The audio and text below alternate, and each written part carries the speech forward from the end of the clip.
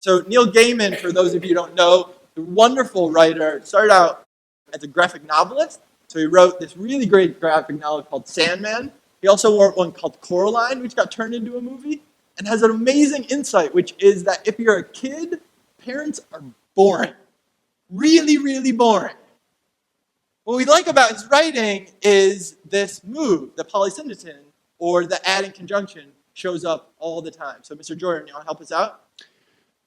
Have you ever been in love? Horrible, isn't it? It makes you so vulnerable. It opens your chest and it opens up your heart, and it means someone can get inside you and mess you up. Right? And so compare that to without the Gaiman grab.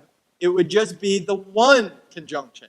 Have you ever been in love? Horrible, isn't it? It makes you so vulnerable. It opens your chest. It opens your heart. And it means something can get inside you and mess you up. Not bad, but the first one's better. And I think we can see that illustrated in this passage a little bit more, where I've highlighted all the conjunctions. Read them for us.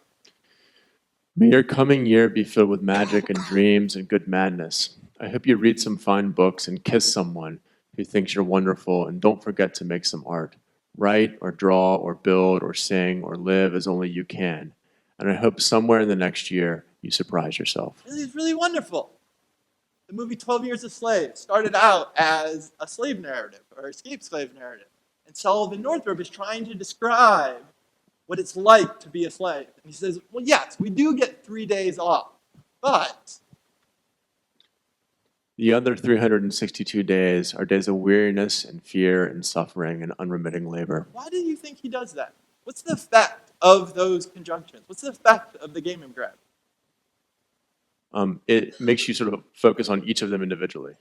Yeah, it's that cumulative effect. It's the piling on of the, I'm trying to convey how miserable an experience this is, and it's unrelenting. It's all through language.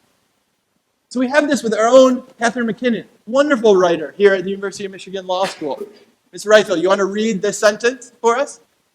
You develop a self who is ingratiating and obsequious and imitative and aggressively passive and silent. You learn, in a word, femininity.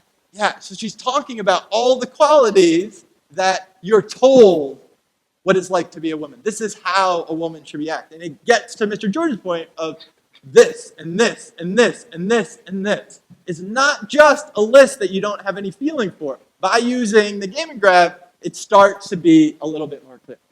Perhaps the best users of the Gaiman grab are poets. So we have this wonderful poet from Chicago named Gwendolyn Brooks, and in a poem, she writes this, Mr. Lewis.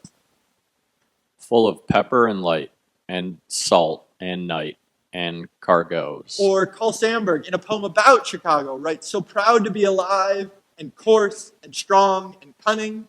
Or Robert Frost, to blot out, and drink up, and sweep away these flowery waters and these watery flowers. But Mr. Lewis, perhaps the most memorable, at least if you're a kid, is the Gaiman grab in The Big Bad Wolf. Because The Big Bad Wolf... I'll huff, and I'll puff, and I'll blow your house down. Right. And again, if we were teaching you to write children's books, we might stop there. But what we're teaching you to do is shape the world, particularly through legal writing.